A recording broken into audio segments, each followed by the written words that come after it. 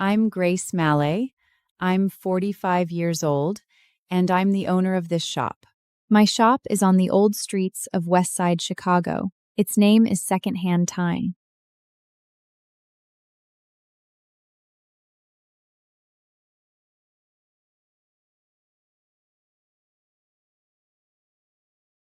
This wooden sign was handwritten by my ex-husband, Tom. He was left-handed, so the characters were crooked, but he wrote them with great care. Grace, this is your dream. I'll always support you. He helped me hang the sign and smiled as he took a photo. That photo is still tucked in the Cagister drawer, kept together with his wedding ring. I once had a husband named Tom. We were married for 18 years. Plain and simple, but steady. Every morning he got up earlier than me, made coffee, and fried eggs. Those were the best fried eggs I've ever had in my life. Not because the eggs were good, because someone was waiting for you in the kitchen. Your fried eggs look like a total disaster. It's edible, that's all that matters. Then one day, he left a note and disappeared. The note said, "Grace, I'm leaving. I'm sorry. No explanation, no address, no phone number." He took all the money on our joint account, my jewelry, the TV from the living room. He even took the last piece of cheese from the fridge. What he didn't take was this shop, this old house, and the house full of secondhand goods. Grace, you finally have your own store. Never knew his support had an edict's expiration date. It lasted 18 years, and when it expired, he left. I didn't call the police, hire a lawyer, or go searching everywhere for him. Deep down, I knew he was never coming back. He'd been planning his departure for a long time without me knowing. Over the course of a year, he transferred our savings bit by bit, keeping each amount low enough to avoid bank suspicion.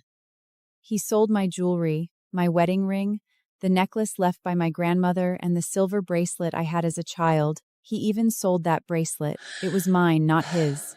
He took away the TV we bought on installment. 3 monthly payments were still unpaid. He even kept the crystal gobbles gifted by our clients, carved with our initials G and T. I have no clue where he went. Another city or with another woman. Later I found out it was his 26-year-old blonde assistant with a nice figure. She called him Tom instead of Honey. Honey meant responsibility, while Tom meant freedom, and he chose freedom. I don't blame him. I only blame myself for failing to see the truth sooner. He swapped our office group photo for his solo portrait and worked overtime every Wednesday. When he told me to save money for retirement, he was actually saving enough money to vanish completely. I'm standing in this empty shop. The cash drawer hangs open, with only a quarter stuck in the crack. I pull it out and hold it tight in my palm. It's cold, and the sharp metal edge digs into my skin. I remember our very first month opening the store. We only made $87 total. He spread all the money across the table and smoothed every bill, saying, Grace, we're gonna make big money one day. He never made any big money. I'm the one keeping this shop running. All he did was stand by, tell me you're doing great, then leave without a word. I cleaned up the whole store. I rearranged messy old items, wiped dust off yellowed books, and fixed broken desk lamps. I can't afford any staff, so I have to do everything myself. I open at 6 in the morning and close at 8 at night, earning just a few dollars from every vintage piece sold. A customer fell for an old brass lamp with rust on its shade. I sold it to him for $15. Does this lamp work? Sure. It's pretty dim. Antique things are like this. Not overly bright, but they still shine. All right then. That night, I sat alone behind the checkout counter eating a cheap, cold sandwich from the grocery store. Street lights flickered on outside, and barely anyone walked along the road. I remembered the night right before he left. We had dinner at home, and he cooked overdone steak with burnt edges. Grace, you've been working so hard. So have you. He stared at me back then. I thought the look in his eyes was gratitude, but it was just a quiet goodbye. One day I was sorting out an old overcoat. It was a thick men's dark blue wool coat, dropped off a few days earlier by an elderly regular customer named Helen, who's in her 70s and lost her husband 2 years ago. She rolled her cart into the shop with the coat neatly folded inside a cloth bag. Grace, could you sell this for me? My husband's gone. Keeping his clothes only hurts every time I lay eyes on them. He wore this every single winter and refused to get a new one. I'd ask if he didn't mind how worn it was, and he'd just say he'd grown used to it. Maybe in 30 years' time, I'll end up just like her, alone, hauling a cart to drop old belongings off at someone else's store, not for money, just to clear space, to make room inside my heart.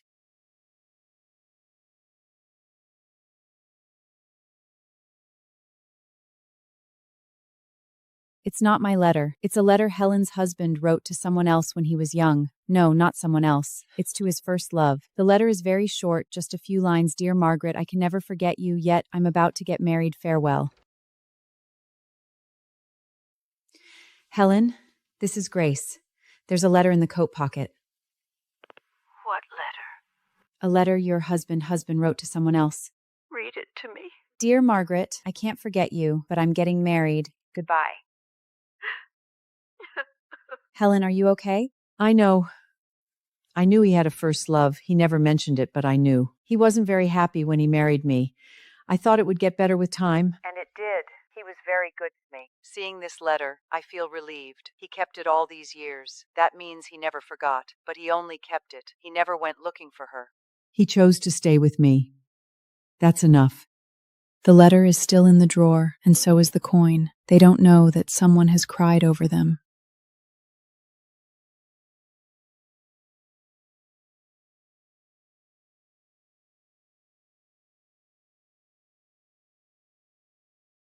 To Irene, forever yours, Charles. Whose is this? I don't know. It came from an old gentleman's collection. Charles is my grandfather. You know him? No, but I know of him. My grandmother's name is Irene, but I've never heard her mention this book. Maybe she didn't know about it. Maybe she knew, but never said anything. I'll take it. I want to show it to my mom. An old book, a relationship, a family story. Some are looking, some are waiting, some are gone, but remain in the pages.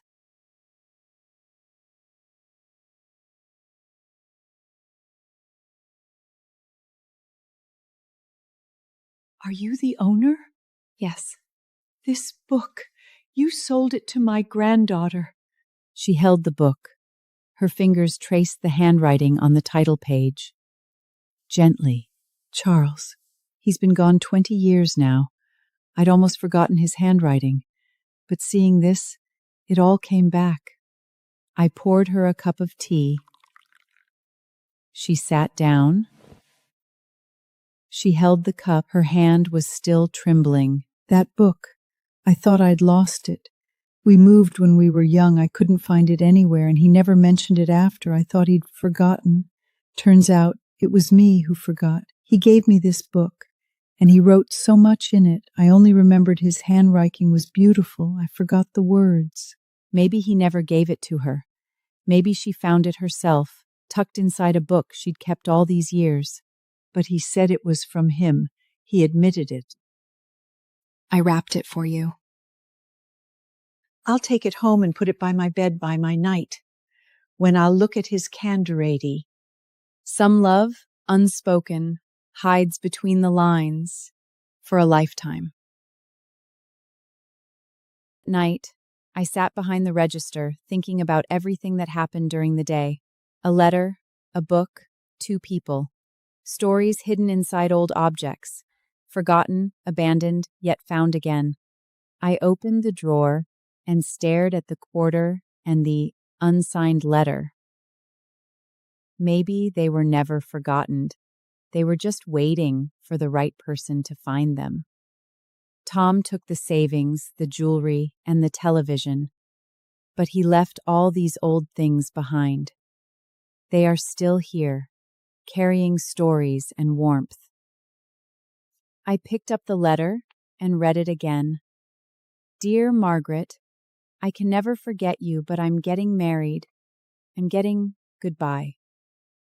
Perhaps this letter was never meant only for one person. It was written for anyone who would ever read it, to remind us that people leave, but their words remain. And where words remain, a part of them lives on. I folded the letter and placed it back in the drawer. The quarter rolled slightly, making a clear, soft sound in the quiet shop. I would take a photo and post it on social media. I would gave Shali mate to on mind, not for fame, just to let these stories keep living. I took a photo of the unsigned letter and posted it on social media. I only wrote one caption, found inside an old coat. Does anyone want to claim this letter? The photo was simple. The letter lay on the counter next to the quarter. The sunlight slanted through the window, casting long shadows across the old paper. I didn't think much of it after posting. I closed the store, went home, ate a cold sandwich, took a shower, and went to bed. When I woke up the next morning, my phone kept ribbing nonstop.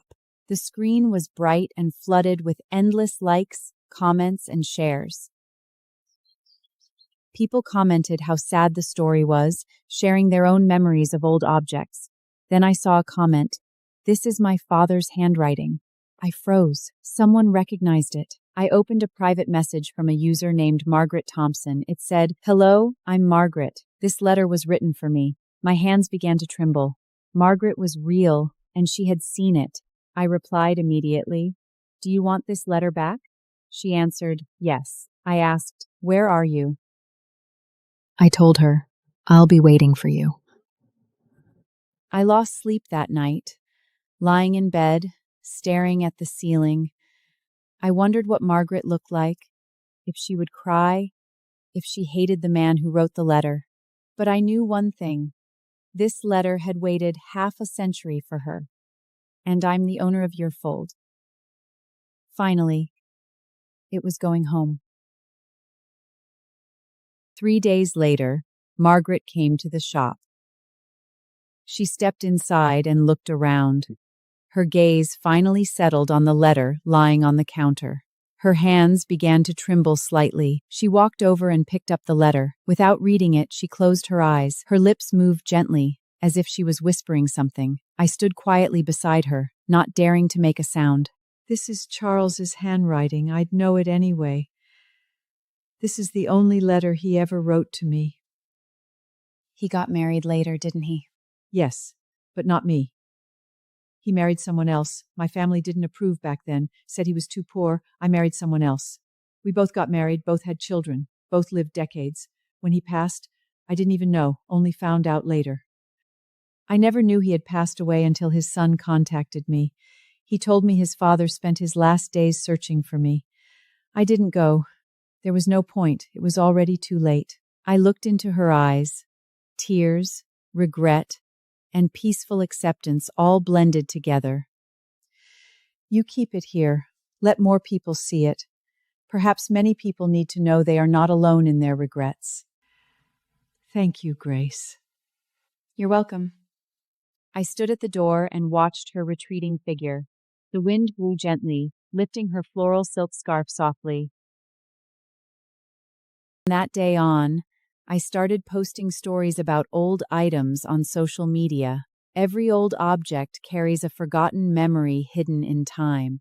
There was an old photo, marked Paris, 1957 on the back. In the picture, a woman in a peckle-dot dress stood under the Eiffel Tower, smiling brightly. I found a pair of silver candle holders engraved with Wedding Gift, 1962. Covered in rust and dried candle wax, they hold traces of countless nights burning. What did these flames light up? A warm dinner? A silent argument? A child doing homework late at night? I may never know, but the candle holders remember everything. There was an old leather suitcase covered with faded airline labels, and Iman's name was worn and blurry. She dosha goijaz had traveled to. She meet did she miss the one? She join you gwicha. I wrote down these quiet stories, took photos, and posted them online. Gradually, I gained more followers and countless warm comments. Hendra Pinning commented, saying these items belong to their grandparents, their mother, or their old linges. Long-lost memories were orikened one by a once.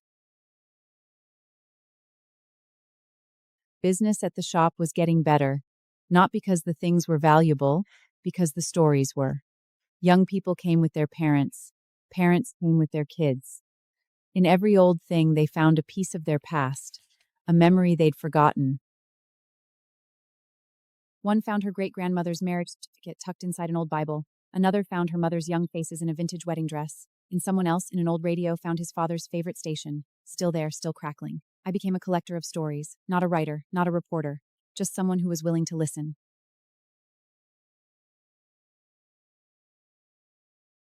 This is my grandfather's pocket watch.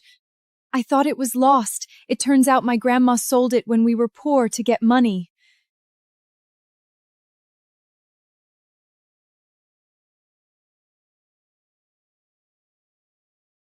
Grandpa is gone, but the watch is still ticking. Time cannot be stopped, but memory can. How much? Whatever you think is fair.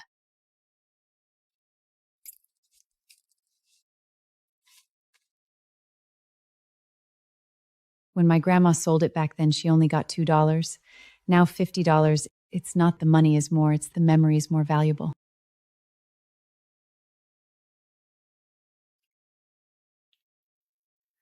Old thing, not valuable, but memories are priceless. Every old thing is a piece of living time.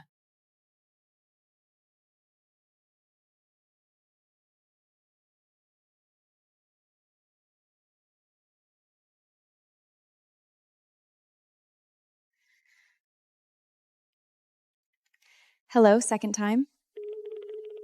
Ms. Malley, I am an attorney from Thompson Law Firm. My client, Mr. Tom Malley, wishes to discuss the division of the property with you. What property? The old house on West Street, the one you co-own. He didn't pay a single cent. Legally, he owns half, unless you can prove he relinquished his claim.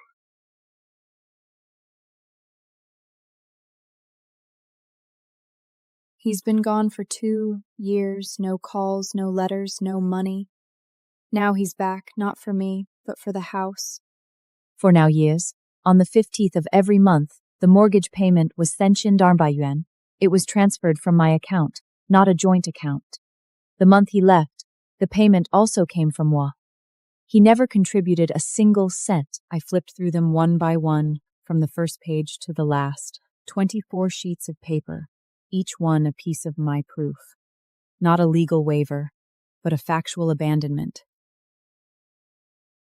Ms. Malley, Mr. Tom agrees to an out-of-court settlement. He wants 40% of the house after sale.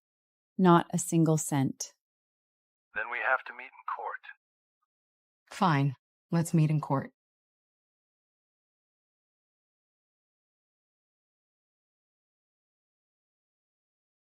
Grace, it's getting colder today. Put on more clothes.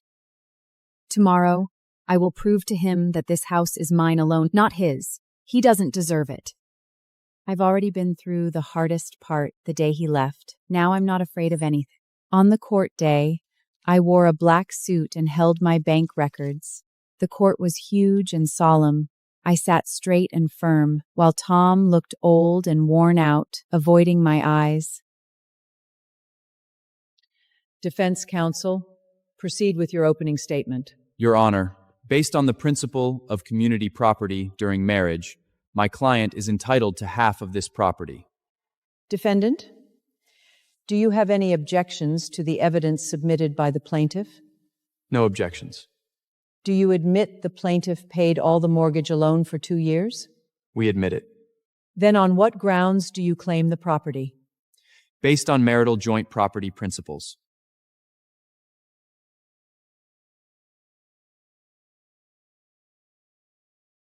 Your Honor, during the marriage, he took all the money from our joint account and left no community property.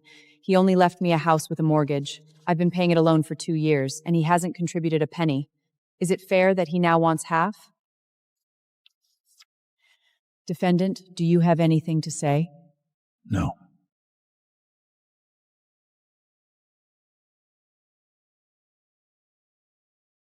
The judge gave the verdict. The house is mine. I'll keep paying the mortgage. Tom has no right to split it. He didn't appeal and never contacted me again. When I walked out of the courthouse, the sun was shining. I stood on the steps and took a deep breath. The air smelled of car exhaust, hot dog stands, and the noise of the city. It felt like being alive. Are you okay? Yes. You don't hate him? No, hating him won't bring him back. It won't make me better either. I thought of the letter in the old coat. Charles wrote, "I'm getting married. Goodbye." Tom never said goodbye. He just left. Let him go. I don't miss him anymore. I put the bank statements back in the file bag and looked up at the sky. It was blue with a few white clouds. I smiled. Not because he lost, but because I won. I won my house back, and I won myself back. From now on, there's no we, only me. I found this at a second-time shop. It's not someone I know, but they look both familiar and dear to me.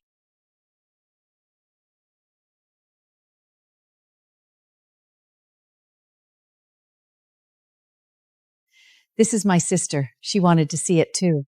His eyes look just like my younger brother's. His nose reminds me of my father. He looks like none of them. They just wanted to find someone familiar. It doesn't matter who the man in the photo is. What matters is that someone sees him. Someone remembers him. Who is in that photo no longer matters. What matters is that someone is looking. Someone is remembering. This is my uncle. He fought in World War I and never came back. Thank you for letting my uncle be remembered. One photo, two elderly ladies, a nephew far away. Total strangers, yet connected by this old picture.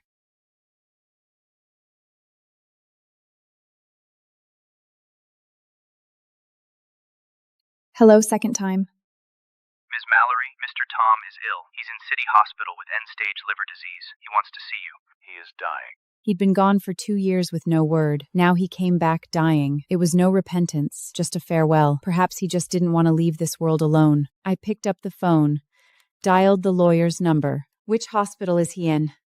City Hospital, 3rd floor.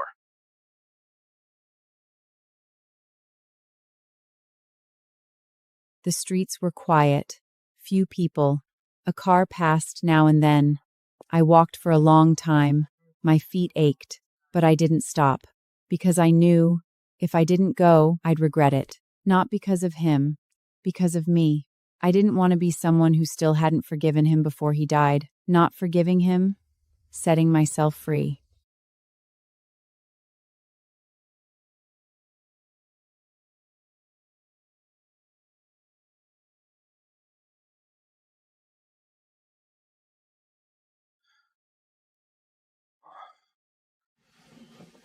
Grace, you're here. The lawyer told me you're dying. Yes, soon. The doctor said I only have 2 weeks left. Grace, I regret what I did. Regret what? You don't regret leaving me? You regret that your life turned out badly after you left? You would never come back if you lived well. I want nothing. I just want you to know I truly loved you. From the very beginning, always. I just lost the way to love as time went by. Tom was gone. 2 weeks later, his mother called me. She was crying. Grace, he's gone. I held the phone. I didn't say anything. Grace, he's gone. Outside, it was raining hard. I thought about our wedding day. It was raining that day, too. Grace, I will be good to you. Take care of me how? By never looking back? By lying on a hospital bed at the end saying he regretted it? But his mother, she stayed. He never took care of her. She was the one left alone. I went to his funeral. Not many people. A few relatives. His father was already gone. Me. He was an only child. Where'd you wait? No children. Let's wait, because he never wanted them. I said, let's have one. We waited 18 years. Now there's no time left. Tom Mallory, 50 years old. He was a husband, a son. Not a father, because he never had children. Not a friend, because he'd left everyone. I didn't cry. Not because I wasn't sad, but because I'd already cried. The day he left, the day he disappeared, the day he took everything. I'd cried enough. Tears are gone. What's left is empty. That's the word for it. But I wasn't thinking about him anymore. I was just walking. I went back to the store. It was still there. Everything was still there. I was the only thing that had changed. His things for you.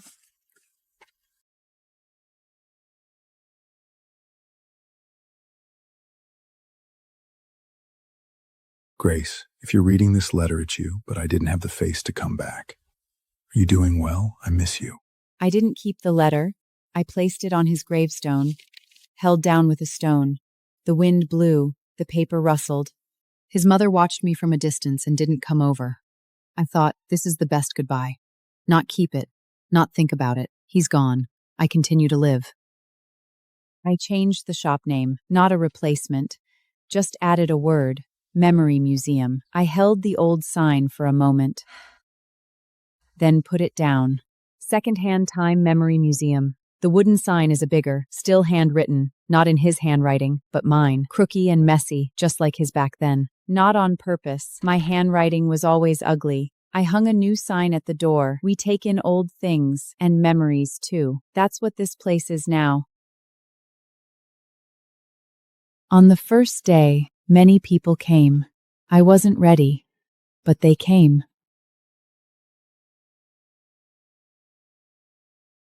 They brought old things, stories, and tears, an old pocket watch, a faded photograph, a letter never sent. Some left the objects, some left the stories, some left the tears. A man cried over a photo of his mother. I just stood beside him. I took them all, on the walls, in the cabinets, in my heart. Every object found a home. Every story found a listener. This place is no longer just a shop. It's a shelter for forgotten things, for forgotten people, for forgotten memories, sheltering those who have been forgotten, both people and their memories. That's what I promised. That's what I'll keep. Every Saturday she comes. Always sits in that rocking chair. Never says a word, just sits. I pour her tea. She drinks it, then goes back to sitting. No words needed. This rocking chair, it looks like the one we had at home. My husband sat in it for decades. After he passed, they threw it away. Sitting here makes me think of him. Do you want to buy it back? Buy it back? There's no one at home. Still alone. But here, someone stays with me. She leans back. I lean back too. The afternoon sun moves across the floor. We just sit, together, in silence. She closes her eyes, a faint smile on her lips. Maybe she's asleep. Maybe she's dreaming. I don't know.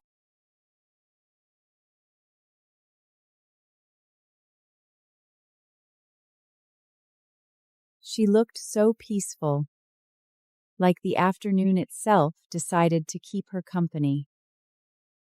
I fixed her some tea, not because she asked, but because some silences are meant to be shared with a warm cup. She opened her eyes, took the tea, then whispered those words.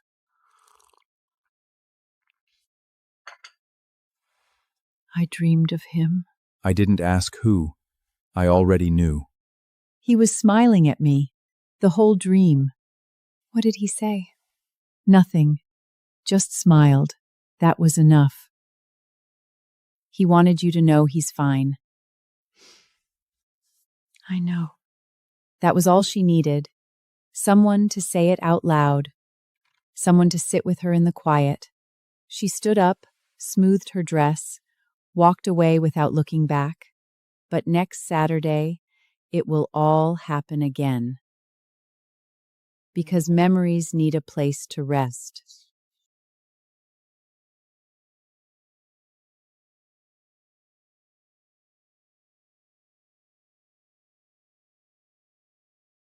Tom's mother came again.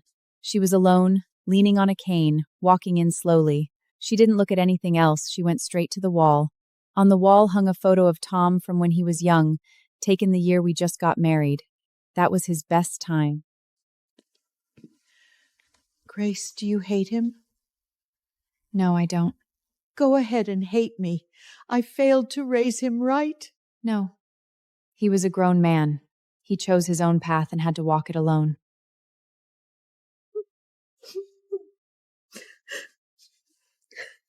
You're a kind woman. He never deserved you. None of that matters anymore. He's gone, and we have to keep going.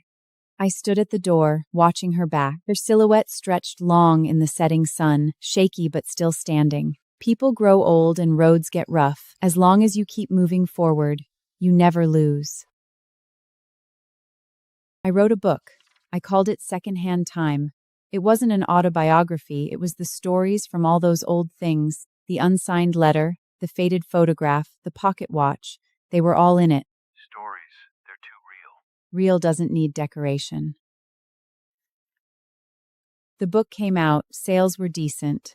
Nothing spectacular, but enough. Enough to tell me people wanted these stories. A reader wrote to me, saying that after reading my book, she went to find her long-lost sister. They met, and they cried. She said, "Thank you." I wrote back, "Don't thank me, thank yourself. You went looking, and that is what led you to her." The book was translated into German, French, Japanese. I went to Europe for a few signings, not to sell books, to share stories.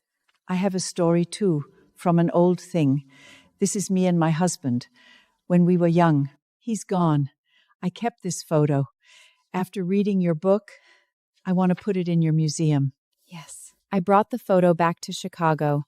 I hung it on the wall of the Memory Museum. Her husband was smiling in the picture. His eyes were so bright. He's gone, but his eyes are still here, on this wall, in the heart of everyone who sees them. One wall, 100 stories. They don't all belong to me, but I get to keep them, for a while. Grace, why don't you run an online store to sell old things? It's not old things I sell, it's stories. Stories can't be delivered. You have to come for them yourself. They understood. More and more people came. The shop grew more and more crowded. I rented the shop next door and broke through the wall. Walls are covered with photos, letters, and old items. Each one has its own story. Grace, do you make money from this? No profit. But no loss either. Then what are you after? One thing. To be remembered. What's remembered is not just the objects, but the people. Those who have left, those who've been forgotten, those who loved, hated, and then parted.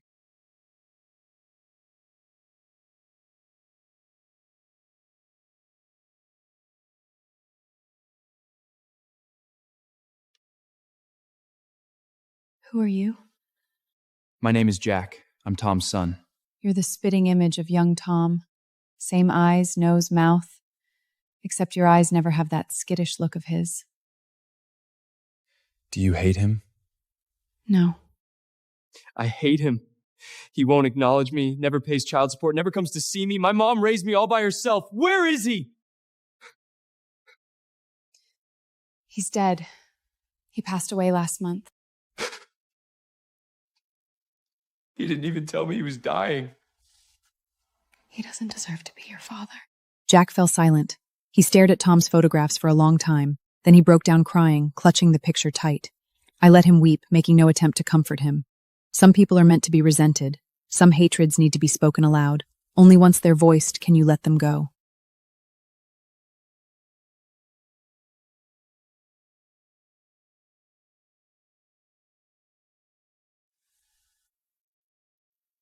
I want to keep this. It's Tom's. I'll keep it to remind myself not to be like him. You won't. How do you know? You came. You came to me. He never would. I love old things. That's why I brought you here. I watched them, and I thought of myself and Tom. Same age, same smiles, but it's different. They're honest with each other. Tom wasn't honest. I wasn't honest. That's why we fell apart. Grace, will you ever get married again? No, Why? I don't need to. I have the shop. I have the stories. I have you.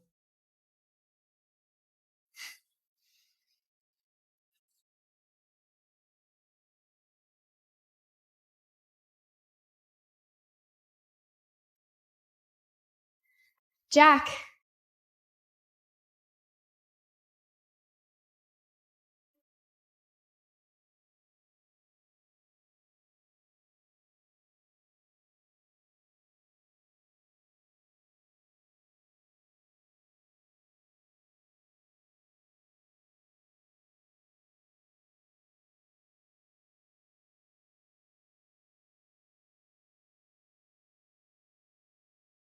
And I'm the all here for you. Thank you. Thank you all. Grace, you're crying. No, I'm not. Your eyes are red. It's the wind.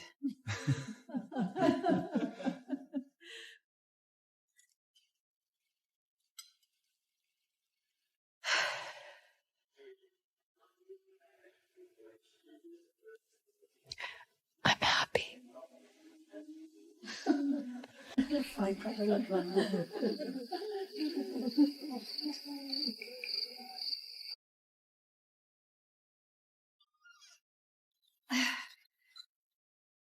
Margaret!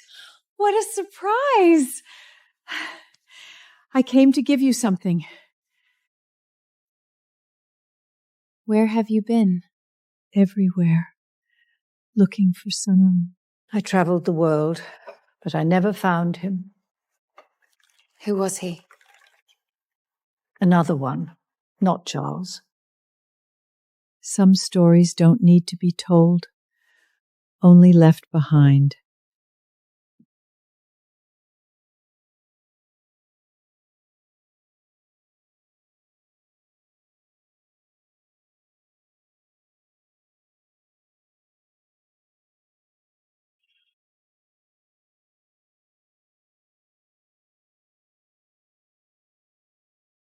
Take it.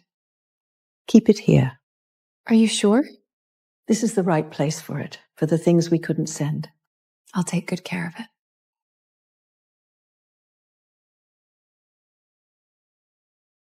She didn't cry. Maybe she had cried enough. Not every story needs an ending. Sometimes waiting is enough. A young woman bought that old suitcase. She was going to Europe for graduate school. She needed a case. Then I'll keep traveling for her. I told her the suitcase story. She said, I'll keep traveling for her. She took the postcards too. Maybe I can find these people, she said. Perhaps I can find these people. I smiled. The suitcase and the postcards. Finally, someone was taking them on the road. Not a postman, not a courier. A young girl's dream. Margaret didn't know her suitcase was going to Europe, but I think she would have been happy. Things that are still used are still alive. I went back to the counter, opened the drawer. The quarter was still there. The letter, too. Some things stay, some things go. That's what makes a home. The suitcase is gone. The postcards are gone. But the door is still open, and that's how stories keep traveling. Helen came back, the woman who brought me the coat. She walked in slowly. Her eyes went straight to the corner. It was still there. I'd hung it for months without a price tag. She'd said, no rush. Helen, the coat's still around. I see it. Do you want to take it back? No. I just came to take a look at it. Seeing it makes me think of him.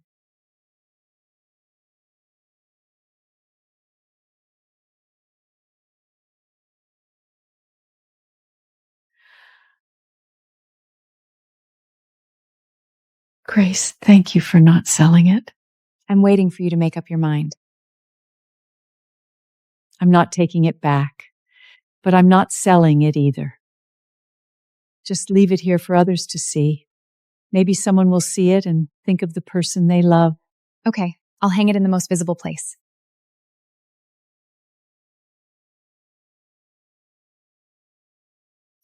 The owner of this coat once loved someone.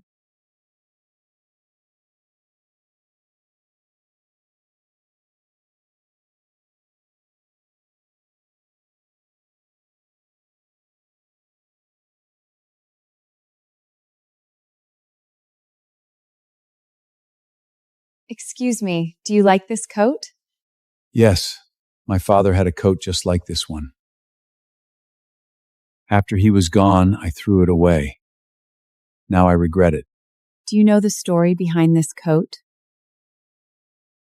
Yes, it's written on your note about loving someone. I've loved someone too.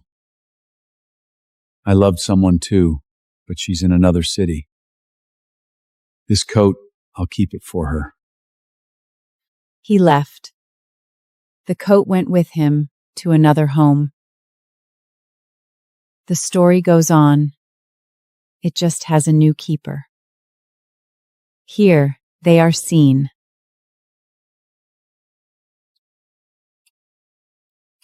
Grace, do you believe what you did has any meaning? It has meaning.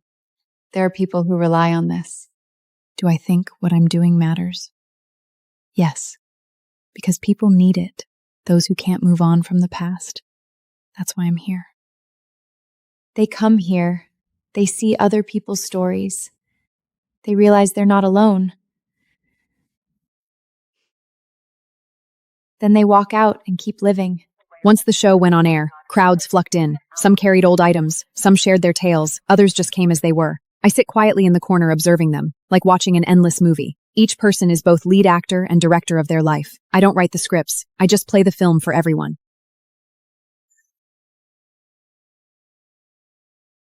After the show aired, more people came. Some brought old things. Some brought stories. Some brought themselves. I sat in the corner, watching them, like watching a long movie. Everyone is the main character. Everyone is the director. I'm not the writer. I just show the movies.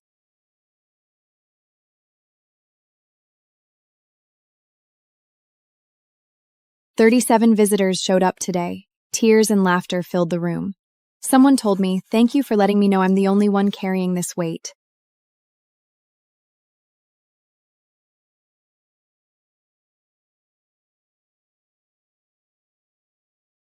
Grace, we'd like to hold our wedding here. Here? Yes. This place means a lot to us.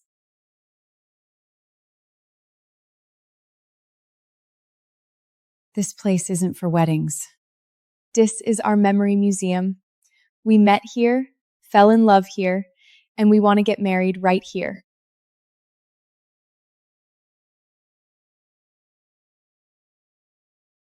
Your past means nothing to me. I only long for what's ahead with you. I've got no past to speak of. Every bit of it's kept in these old belongings. You're my entire future. Everyone applauds. I stand in the corner, watching them. I think of Tom. If he had done this, maybe we wouldn't have fallen apart. But there's no what if. There's only now.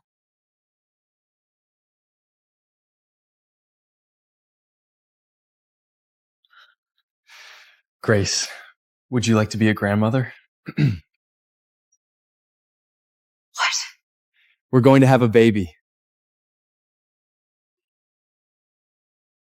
I'm going to be a grandmother? Grandma Grace.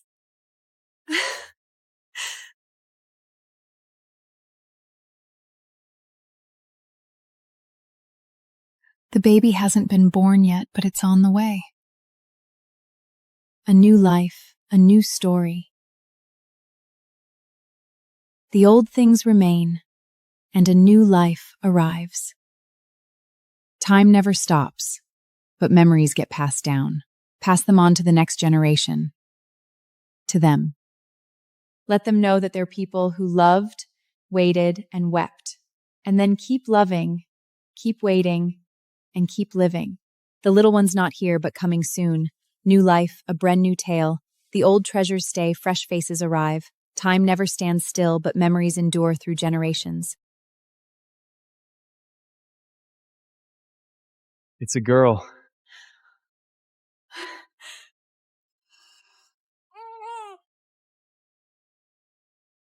She's so tiny.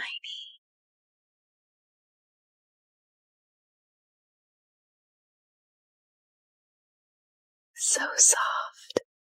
We named her Grace, after you. My name? Yes, She'll be gentle and strong just like you. Thank you. She doesn't know who I am, nor where this place is. But she's here, in my arms, in the memory museum. Her name is Grace. Grace, that's my name. Someday you'll learn your name comes from an antique shopkeeper, someone who hunts for stories among old belongings. A woman abandoned by her husband, beaten down by fate, yet never broken. I lay her on this rocking chair, the old chair, rocking back and forth.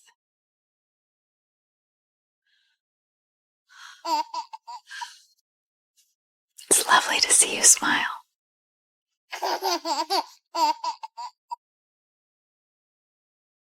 Someday she'll learn her name was given by an antique shopkeeper.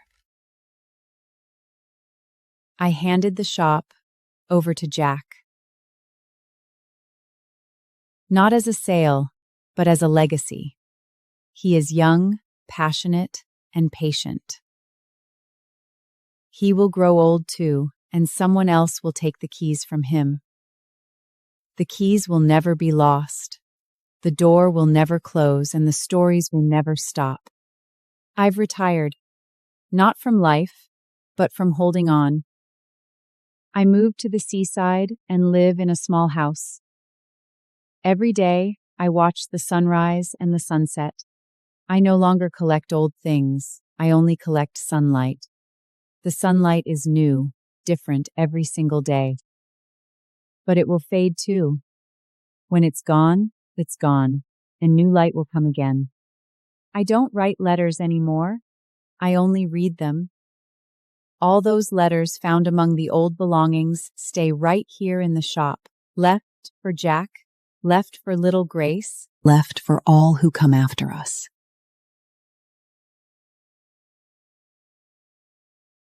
I moved to the seaside and live in a tiny house.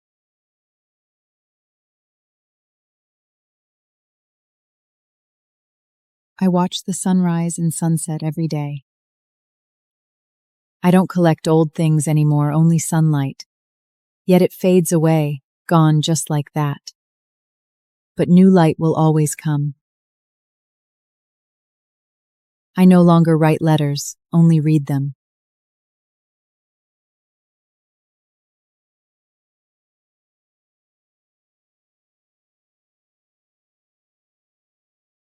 She reached out and took my hand.